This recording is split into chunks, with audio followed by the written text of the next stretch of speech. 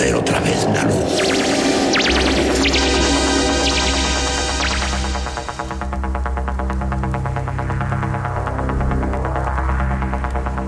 Estás entrando en el espacio en blanco.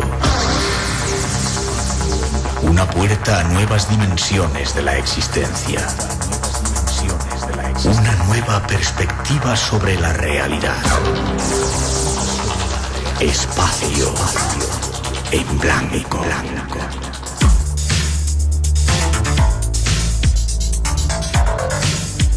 Una producción escrita y dirigida por Miguel Blanco. Y para esta noche llegan muchos, un tema de que muchos nos habíais pedido. Ahí va un avance y el consejo de que no os lo perdáis, porque trae muchas respuestas, a lo mejor alguna clave de nuestros ancestros. Escuchad. Hace 445.000 años llegaron a la Tierra unos seres procedentes del espacio exterior. Los llamaron los Anunnaki y fueron, según las antiguas leyendas, los creadores de la humanidad. Se trata de uno de los más curiosos relatos que uno puede escuchar, y hoy ya estamos listos para contarlo. La leyenda esconde una verdad que, de ser cierta, cambiaría la historia de nuestro mundo según lo conocemos. ¿Estás preparado para escucharla? Si es así, disponte. Esta noche tenemos visitas llegadas del más allá de nuestro mundo.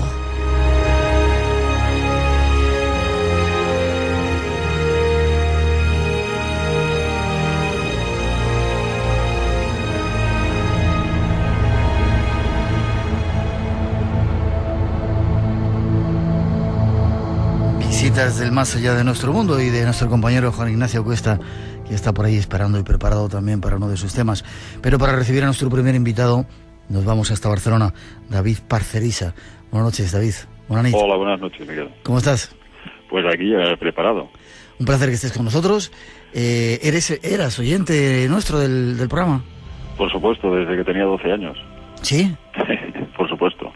Qué bien que estés con nosotros. Déjame que te presente. Investigador especializado en ufología y astrología. Llevas un montón de tiempo buscando enigmas. Más de 20 años dedicado a la práctica de astrología y otra serie de cosas. Te defines a ti mismo como, eso dice tu página web, rebelde, autodidacta y pensador que cree en el hombre hecho a sí mismo. Y eres autor de una serie de vídeos, la saga de los vídeos sobre los dioses sumerios. ¿Por qué te ha interesado tanto este tema, David? ¿Cómo? ¿Por qué te ha interesado tanto este tema de los dioses? Bueno, a mí siempre me ha interesado mucho la historia antigua y, sobre todo, indagar en los orígenes de nuestra especie, ¿no? A ver cómo es que podamos proceder del mono. Y eso para mí es algo bastante ridículo y absurdo, ¿no? Entonces, bueno, el germen de la conciencia, ¿cuál es, no? Haciéndome este tipo de preguntas, llegué a los Anunnaki. Ya, esta noche, no sabes la cantidad de gente que nos ha pedido hace un montón de tiempo que hablásemos de este asunto. No habíamos encontrado todavía al invitado idóneo, lo hemos hecho contigo, gracias, por eso te doy las gracias a ti. No, a vosotros. Pero tenemos multitud de personas interesadas en este asunto. Hoy os vamos a hablar de locuras, porque muchas de las teorías que se van a mostrar en el programa no están para nada demostradas, ¿o sí, David? Pregunto.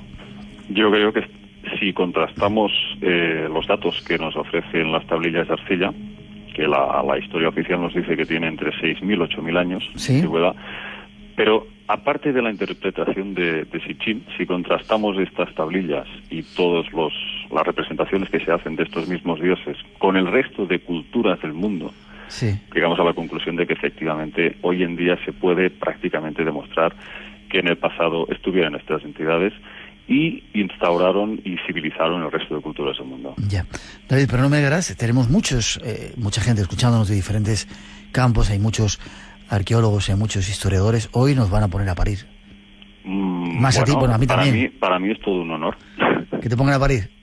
Pues sí, porque al menos da que hablar. Vale, pues vamos a dar que hablar esta noche con nuestro invitado David Parcerisa. Nuestro primer tema, los Anunnaki.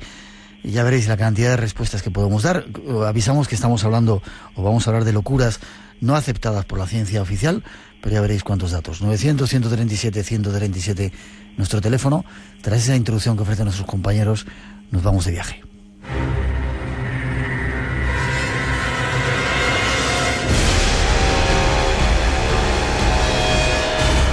Comencemos por el principio. ¿Quiénes eran los Anunnakis? La historia de los Anunnakis la conocemos gracias a un sorprendente descubrimiento que tuvo lugar en el yacimiento de la bíblica ciudad de Nínive, en la antigua capital asiria, Irak, en el siglo XIX. En las ruinas del palacio de Asurbanipal, en una biblioteca, se guardaban los restos de 25.000 tablillas de arcilla con inscripciones cuneiformes en donde nos relatan cómo los Anunnakis, una civilización extraterrestre, llegó a la Tierra hace unos 445.000 años, creando con ingeniería genéticamente avanzada a los seres humanos. Los humanos fueron utilizados inicialmente como esclavos mineros. Luego comenzaron a realizar diversas actividades como ser sirvientes, cultivar tierras, danzar, recitar poesías o cantar para ellos, hasta que algunos hombres fueron ordenados sumos sacerdotes para construir templos y venerarles. En el panteón sumerio figuran 23 dioses Anunnakis, los cuales no eran ni ángeles ni dioses, sino seres con un conocimiento más avanzado, capaces de alterar el espacio y el tiempo y atravesar dimensiones y mundos paralelos. Anu, el soberano del planeta Nibiru, tenía 2 hijos, Enlil, dios del viento y las tormentas, y Enki, señor de la tierra y dios de las aguas y los mares. Se regían por la numerología y los rituales sangrientos con animales y humanos. Existen teorías en que se piensa que provocaban el estado de pánico para alimentarse de esa energía, con la cual sentían un gran placer. El investigador ruso Zacarías Sitchin estudió e investigó las inscripciones y registros sumerios. En el año 2003, en plena invasión a Irak, los americanos saquearon el Museo Nacional de Antigüedades de Bagdad, desapareciendo grandes cantidades de figuras, tesoros y tablillas que nos hubieran revelado mayores detalles sobre nuestra conexión con los Anunnakis. Son los primeros datos de esta extraña historia. Escuchemos algunos más. Ahí están los primeros datos, David. Yo quizá anunciar a nuestros oyentes que esta va a ser quizá la primera parte de esta historia, porque es una historia muy amplia, con muchos datos, muy compleja, ¿verdad, David?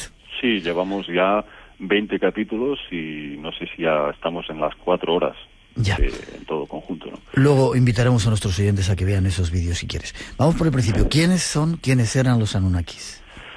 Bueno, para mí, desde luego, no eran seres humanos como nosotros. Hay muchísimos indicios que nos hacen pensar que se trata de una especie de reptiles evolucionados en forma humanoide y desde luego altísimos. Medían pues entre 3 y 6 metros de altura. ¿Qué me dices? Sí, estamos hablando de auténticos gigantes, ¿no? Y están representados en casi la totalidad de culturas del mundo. Lo que pasa es que, bueno, cambian los idiomas, cambian las formas de expresarse, pero detrás están los mismos seres. Ya. ¿Seres de otro planeta? Bueno, aquí está la cuestión. Digamos que esta es la gran pregunta del millón, ¿no? Porque Nibiru... Hablaremos en la segunda parte de Nibiru más expresamente, si quieres, pero avanza lo que quieras.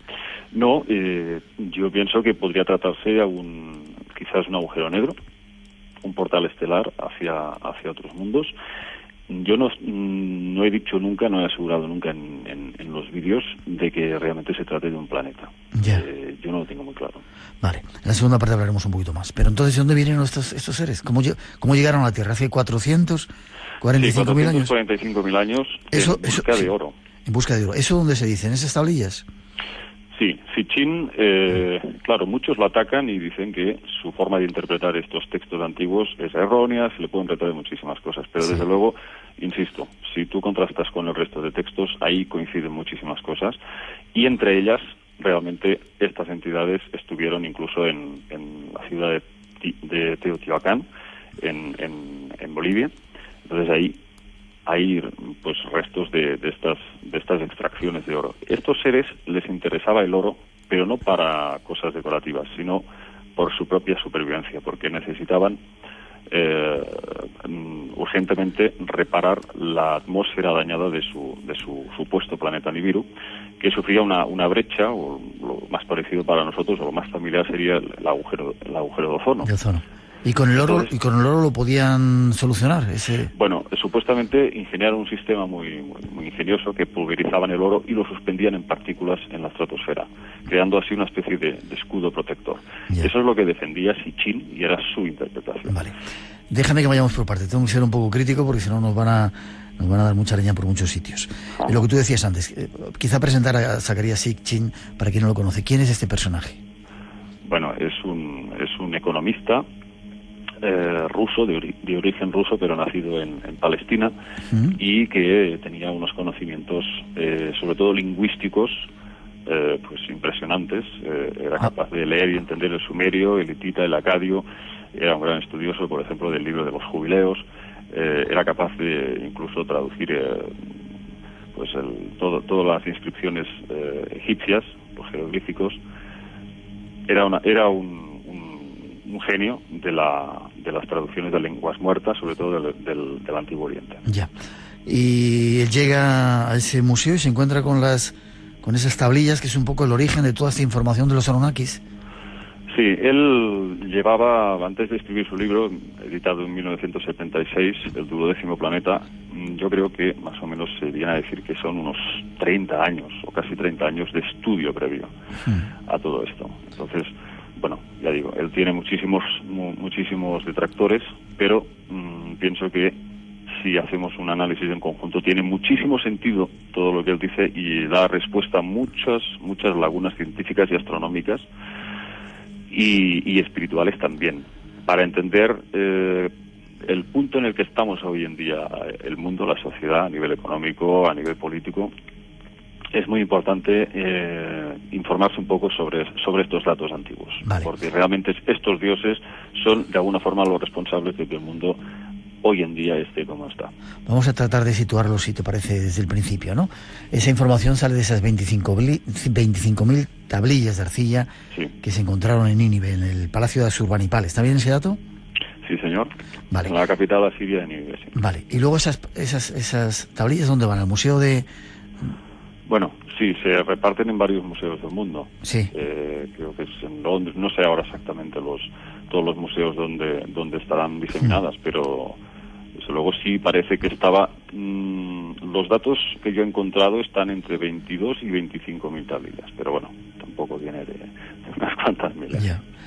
Algunos de ellos, o bastantes de ellos, según mis informaciones, estaban en el Museo Nacional de Antigüedades de Bagdad, ¿no?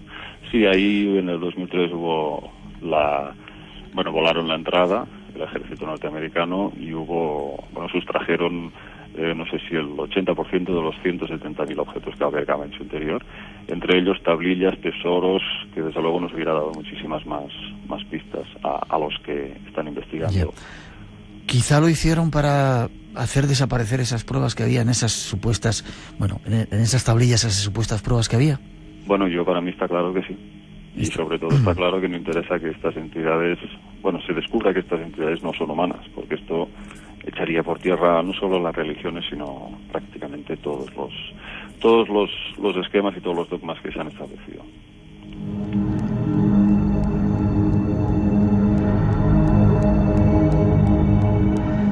...137, esta noche ya hemos advertido, hablando de locuras, con David Parcerisa, y con un tema que muchos nos habíais pedido, los Anunnakis.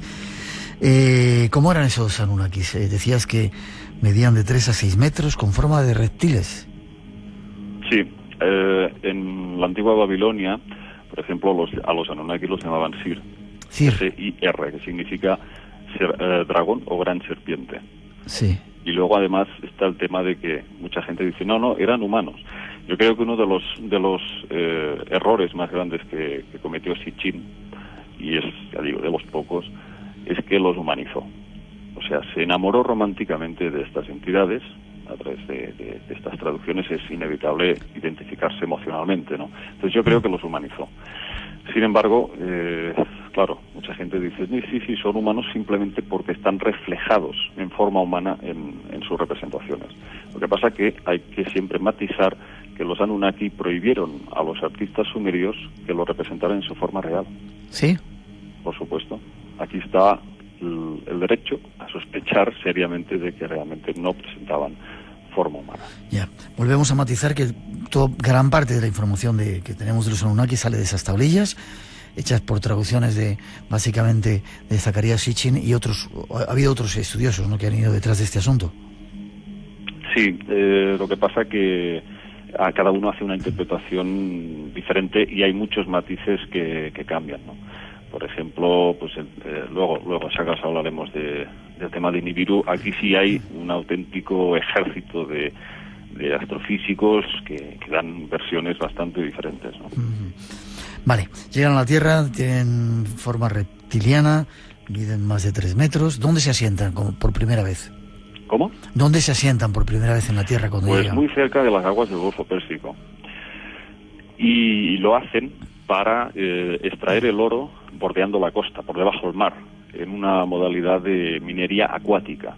Sin embargo, durante varios miles de años, intentando, a través de estos medios logísticos de gran instrumental, de gran tonelaje, no consiguen extraer el oro, digamos, pues con las condiciones óptimas, y el gran soberano de Nibiru, Anu, que es un término que significa estrella, Anu o An, decide llevar a la Tierra a su segundo hijo, Enlil. Enlil sería algo así como un canciller militar. En cambio, Enki, que es el primero en llegar a la Tierra, es todo lo contrario, es un científico, es una criatura sensible con el entorno y que siempre parece que está trabajando para mejorar las condiciones de vida de todos los seres que le envuelven. Entonces, Enki es también un gran ingeniero marítimo y un genetista. Tiene grandes conocimientos genéticos y, pues claro, llega este segundo hijo, porque Enki era el primogénito y Enlil era, digamos, el pequeño. Sí. Sin embargo, pues era el que, digamos, comandaba toda esta misión terrestre 1, ellos la llamaban así. Y al llegar, él establece lo que se llamaría las 7 ciudades funcionales para la misión, y se establece en la Mesopotamia meridional.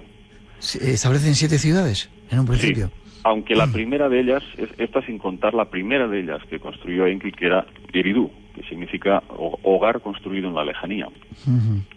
Y ahí nace la cultura sumeria, pero básicamente estas 7 ciudades funcionales son para exclusivamente extraer oro. Por ejemplo, encuentran grandes yacimientos de oro en el sudeste de África, muy cerca de Zimbabue, y llamaron a ese lugar el Apsu. El Apsu, que significa la fuente primordial, claro, lógicamente en relación a las grandes cantidades de oro que hay ahí bajo tierra. El oro lo sacan, lo transportan por vía marítima hacia Bat Tibira, la ciudad de Bat Tibira, que es el lugar donde se finaliza el oro. Y ahí lo refinan en lingotes de oro y es llevado hasta la ciudad de Sipar, que significa ciudad pájaro. Ahí, supuestamente, en Sipar, había como una especie de puerto espacial, con pista de aterrizaje. Y según la interpretación de Sitchin, era transportado hacia lo que se podría llamar lanzaderas espaciales. Sitchin nombra mucho a los Igigi. Los Igigi serían dioses menores, lo mismo que los Anunnaki que estaban en tierra, pero considerados de menor rango. Los Igigi, que significa aquellos que ven y observan, eran los astronautas de la misión y según parece, orbitaban alrededor de la Tierra, transbordadores espaciales, y había unos 300 de ellos. Estamos hablando de 445.000 años de antigüedad antes de esta... Bien, esto es cuando llegan, ¿eh? Ya. Esto es cuando Tardan llegan. un tiempo en desarrollar toda esa serie de ciudades, Varios ¿no? miles de años, sí. Varios miles de años. Es curioso porque los Anunnakis, la traducción son aquellos que descendieron del cielo a la tierra. Sí, señor. Sí, se podría traducir así. Dame, bueno, has hablado de que transportaban. ¿Cómo transportaban desde África hasta Bagdad, hasta la zona donde tenían las ciudades sumerias, ese oro? ¿Tenían naves espaciales? El sur de Irak, sí. Sí. Bueno, Sitchin nos cuenta que es a través por vía marítima, o sea, a través de barcos.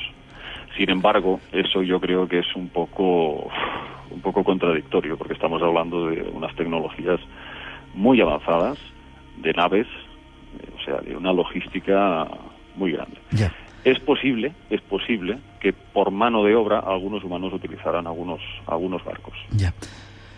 Curioso que se asentaran en Bagdad, en esa zona de Irak, donde está el Tigris y el Éufrates, donde la Biblia muestra o pues, de alguna manera localiza el jardín del Edén, ¿no? Sí, el Edín. En sumerio era el Edín, sí.